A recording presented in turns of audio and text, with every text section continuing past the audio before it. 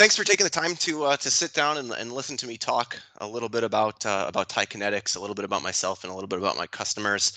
I understand DeWalt is going through an evaluation of a new ERP to try to get with the 21st century. And typically, when you're looking for a new ERP provider, taking a look at how you exchange documents and integrate with that ERP is kind of goes hand in hand. So I'm glad that we connected and hopefully we can kind of see if there's a mutual fit between our companies and yours to start a partnership together. So a little bit about me. My name is Dave Mazur. I'm one of the strategic account execs here at Kinetix. I've been here for boy, almost 6 years now. And believe it or not, I'm probably one of the rookies still. Ty is an interesting company in that we we have been around for a very long time. We have very little turnover compared to a lot in the high tech space, and I'll get a little bit into kind of the advantages of that a little bit later on the call. Uh, this is the mean mug picture pre-COVID, probably a little heavier now than I was back then when I took that picture.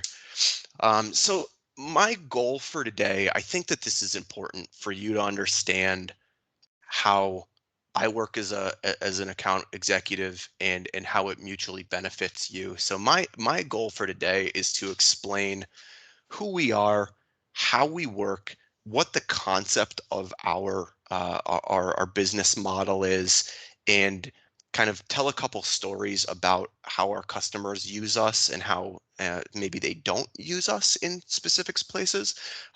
Give you a quick look and feel of the solution, and then based on that, we can kind of decide if there's a mutual fit. There's no right or wrong answer to that question at the end of this conversation. If there's a mutual fit, great. We go on to next steps, whatever that you deem that to be. I'm kind of a firm believer in that people going through the sales process, it should be at the prospects kind of guidance. If you like lots of technical demos, we can do that. If you like to jump straight into pricing, we can do that. If you like to meet for steak dinners, I can do that too. I love getting out of the house, but I like to let you dictate that. Um, but ultimately, if you think that there is not a mutual fit, I'm happy to cut to that chase too, so that I'm not bothering you, I'm not wasting your time, and quite frankly, my pipeline doesn't look falsified because of that. So at the end of this quick call, hopefully we can get to a hey, let's continue this conversation at another time, or you know what, let's part ways amicably. So who are we? It's interesting. Kinetix is kind of like one of the biggest company that no one's ever heard of. We in the U.S. We've been around for about 33 years, and in the U.S. we focused primarily on the B2B document exchange between companies and their trading partners. I'm located just north of Boston. We have an office in St. Paul, Minnesota, which primarily supports our U.S. customer base. But the reason why I say you've probably never heard of us is we are more well known in Europe. Our headquarters is based out of the Netherlands. We have offices in France, Germany, the UK, development team in Dalat, Vietnam, and a satellite office in Australia. So um, truthfully, a global company with global support. Um, 99% of the time, if you reached out to support and you're in the US, you're probably going to talk to someone in Boston or someone in St. Paul. But if it's after hours and you need to get a hold of someone, do know that we have a centralized platform and it's supported worldwide. That really goes to our customers' benefits, especially when you're talking about testing in APAC or in Europe, and we're trying to work with time zones. It's turned out to be very beneficial even for my U.S. customers. So I think we said we've been in business for 33 years. We have about 2,200 customers globally and do over 1 billion document exchanges in a year. We are publicly traded on the Euronext. Stock has been doing very, very well considering consider the economic environment and pretty Happy to say that. Um, Really quickly, before I get into kind of our solution, I just want to give a backbone to why we're doing what we do. So the current status is the supply chain in our view, and I think really worldwide, is that it's the Amazon effect. Everything is getting faster and more demanding, right?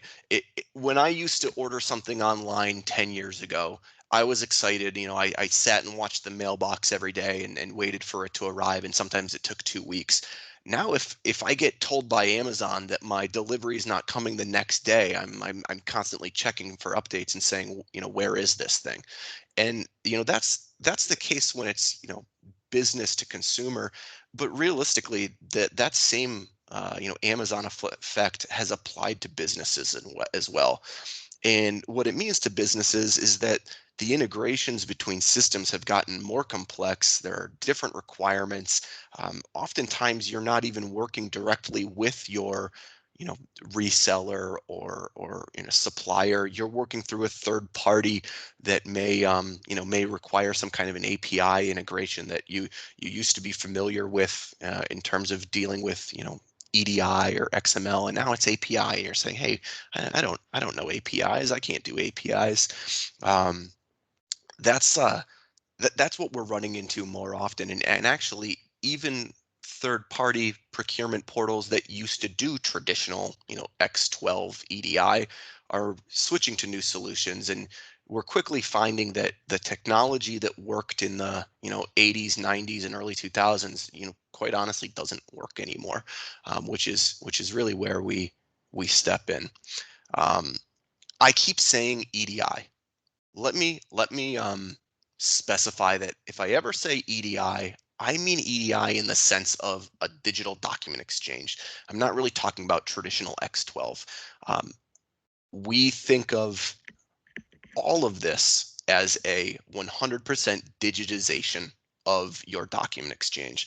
So whether it be traditional, X12 or Edifact EDI, or it's a PDF document or an Excel spreadsheet that's sharing point of sale data, or it's an API integration to a Shopify or a WooCommerce or something like that.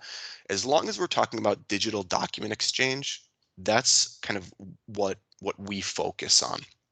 Um, a lot of I probably should have said this when I started. A lot of these slides I want you to see, I want you to look at, I want you to share with your management so you kind of remember who we are. But truthfully, I am not a huge reader of slides. I like to tell stories, and I think that some of the stories that I'll tell will kind of point a better picture of kind of where we are in the current status of supply chain. But one thing that's really important to see on this slide that I will bring attention to is just the drastic decrease in the cost of processing documents throughout the years, right? So you can read these figures that I have in front of me that have been given to us by Forrester, which was the cost of document exchange in the 80s, 90s, and 2000s. Or you can really put any dollar figure you want on it. Maybe you think our numbers are high and you want to say that, processing a manual PDF that was faxed to you or emailed to you by your customer service team, maybe it takes 10 minutes or 5 minutes to deal with, and you very rarely see fat fingered errors entered into ERP. Maybe you want to call it $5, not $15. But the truth be told, any way to fully automate and guarantee 100% accuracy, there's no way you can compare the cost of that to doing it manually. So we say, as little as 10 cents a document to manage these in a fully automated fashion. So how do we do it? Our product is something called Flow. Flow is a platform as a service that offers the full suite of digitized document exchange company to company. Um, it's really blurring the line between a managed service offering on the EDI front and a self-service SaaS platform. Reason why I say that is kind of when the process that we take, and I'm pretty visual, so I'll walk you through this. So you're evaluating new ERPs. Great. Read this image from bottom up. So whether you're sorry, whether you go with SAP or Dynamics or Infor or whomever, we are an ERP agnostic platform. The way that our system works conceptually is we have a mapping process to bring your map into our format. Once your map or your document type, your application file, let's think of like an outbound invoice. Once your invoice is brought into our flow environment, all of the traditional EDI mapping to your partner. So you're sending an invoice to Home Depot that's reselling one of your hand saws. That process is the confusing, complex traditional EDI mapping is already done. Our flow canonical format has already been mapped into Home Depot's 810 EDI specification. And so what that means to you is that once we get your ERP file into Flow, you can rapidly onboard partners and rapidly onboard document types. And again, think of it as not just traditional EDI. You notice that this is any document type and any transaction type. We are not only ERP agnostic, but truly an any-to-any document translator. We talk about retailers just because that's probably what's the biggest kind of thought process when a place like DeWalt thinks of EDI. But same thing can be said on the supply side. Same thing can be said on the e-commerce marketplace. Um, in fact, I have a customer that uses a e-commerce marketplace to to offer their products to their employees. So they use Shopify to allow their internal employees to make purchases at a discounted rate, and they use Flow to integrate Shopify back into their ERP so that they're not spending their own time processing a document for their own employee to purchase this at a discounted rate. One of the things that's so key in our concept is the idea of this being a one-stop shop, as corny of a saying as that is. Not only is it your traditional mapping, not only is it your communications, so your VAN or your AS2 or your SFTP connections, it offers a validation layer that I think a story probably helps to describe better. So we were in a competitive scenario where they don't like us to use their name. They're very secretive about this, but we'll say that they make very fine fragrances, beauty products, and handbags for the fashion industry, and they rhyme with Fennel. They were in a competitive evaluation looking at different EDI vendors, and the reason being was because they had a partner, a reseller, Nordstrom. If you're familiar with them, I know it's outside of kind of the hardware space, but Nordstrom in 90% of the time was a perfectly automated document exchange. They would send in their PO 850. This company would process it, enter it into ERP, turn around the corresponding ASN invoice, shipping note, PO acknowledgement. Everything's fine. But 5 to 10% of the time, when Nordstrom needed to rush an order, they would call it in. So they'd dial into customer service. Customer service answers the call, says, "Oh, we need to rush this shipment of 20 pallets of this fragrance to Nordstrom," and they'd manually enter it into their back office system.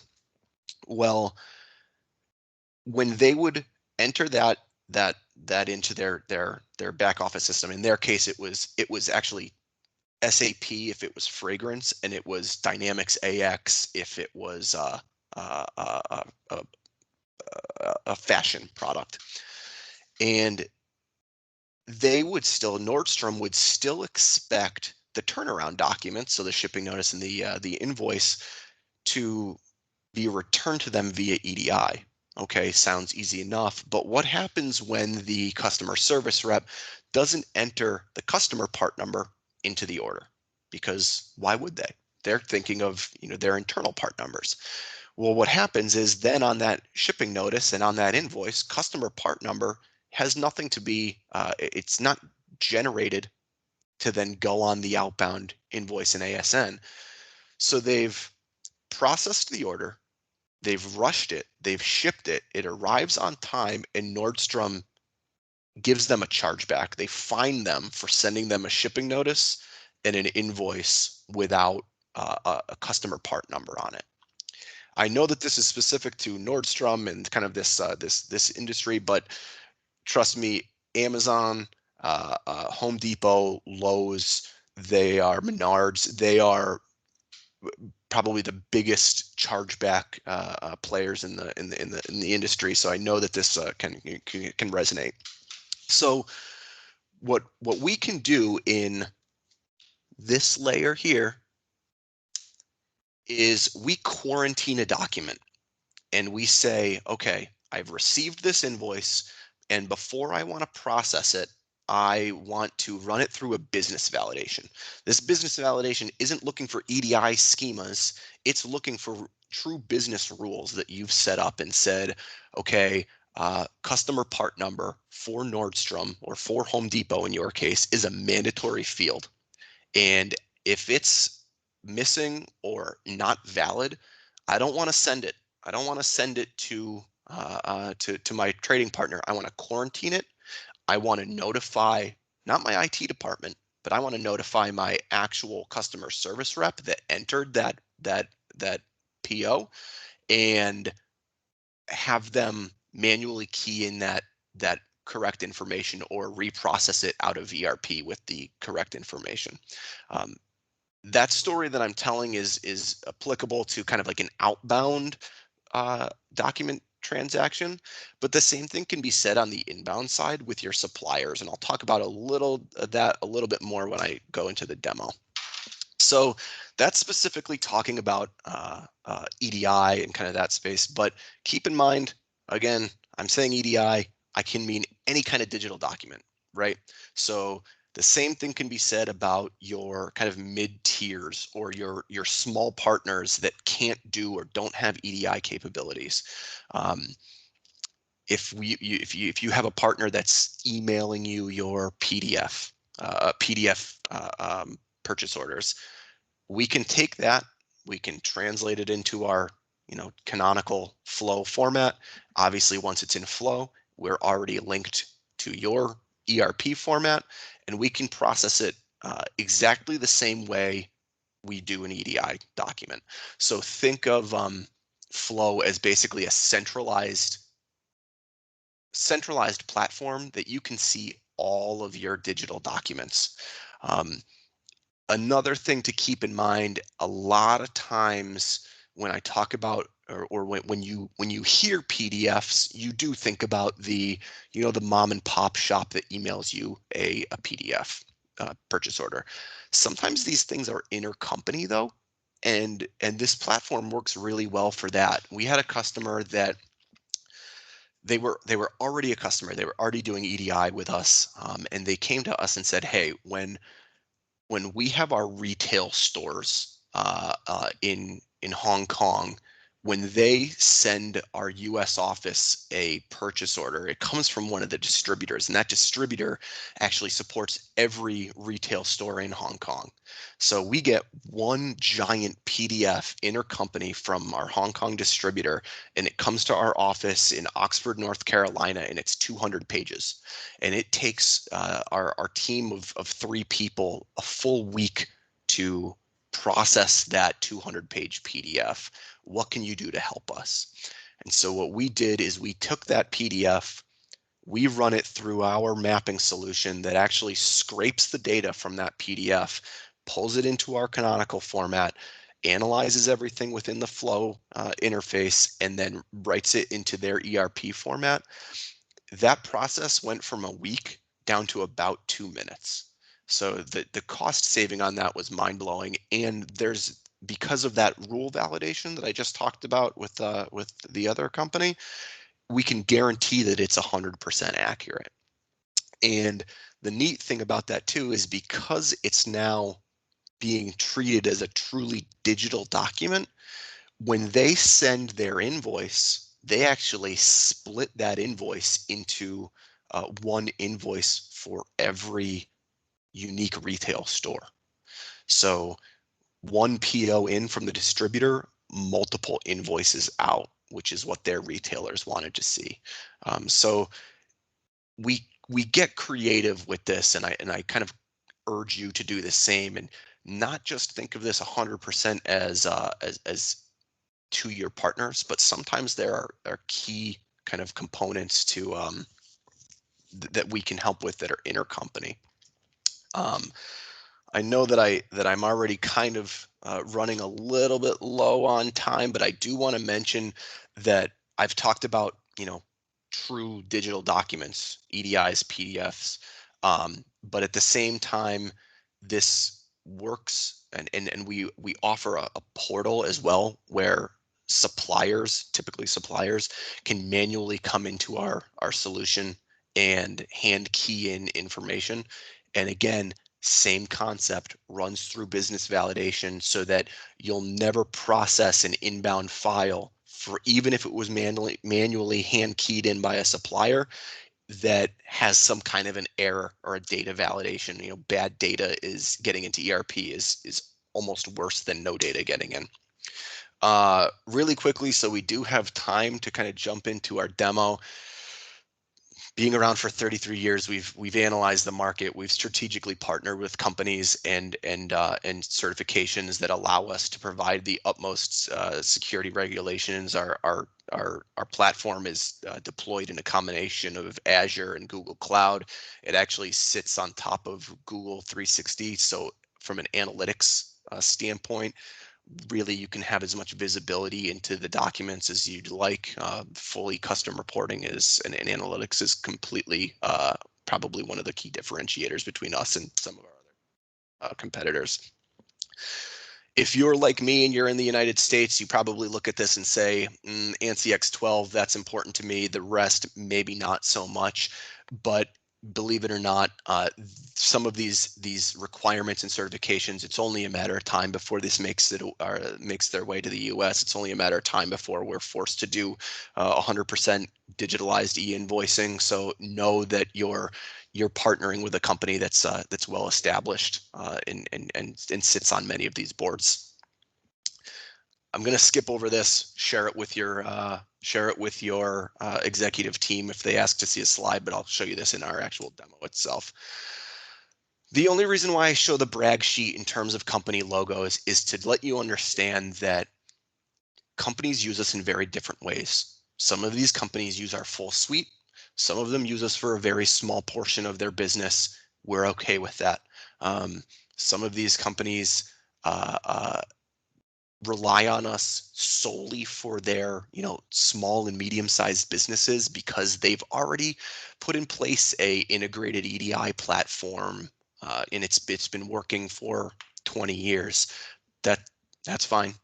We're not going to shy away from someone that says, "Hey, EDI works for us, but PDFs, we don't have a solution for that," or portal, we don't have a solution for that. As well as to know that there's pretty much someone from every industry in here that's willing to speak with you. Clopay Garage Doors is a big enterprise customer of mine who I could gladly get you in touch with their director of IT to understand how we help them work with Home Depot, Lowe's, Menards, and some of the partners that I can imagine are very key to the success of DeWalt. So let me jump over really quickly to our demo instance. Hopefully that transition worked over pretty well. With about 5 minutes to go, you're not going to get the the full scope of this, but know that um, know that this is not really going to be a daily use system for you anyway. Your daily use system is and always will be your ERP. But if for some reason you need to track down a document that your partner says that they've sent you, and you don't see it in ERP, that's where this comes into play. As well as this is something that can be shared with your supplier community so that they can manually key in a form into this portal.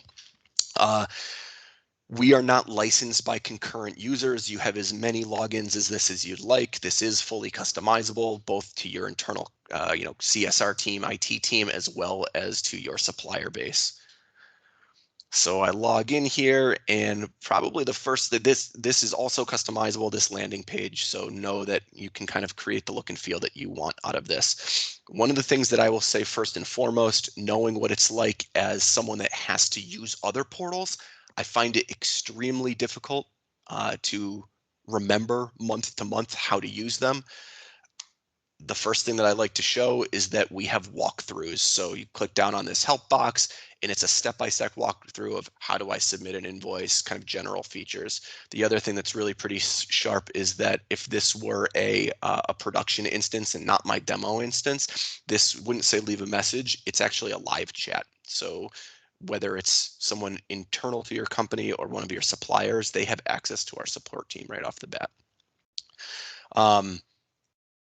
90% of the time that you're using this, you're probably going to look at Document Manager. So I'll let this load in 3 more minutes, give you an idea of kind of what you might use this for. So I want to run a query to see all purchase orders received in a specific date. I'll go back. Let's see. Hopefully my demo system goes back to the start of September. I want to show that filter. These are the purchase orders that have been processed through my system and the status of all of them. When I mentioned those kind of validation problems, I really like this because I can specifically go in and say, I want to see documents that have some sort of a failed validation, right?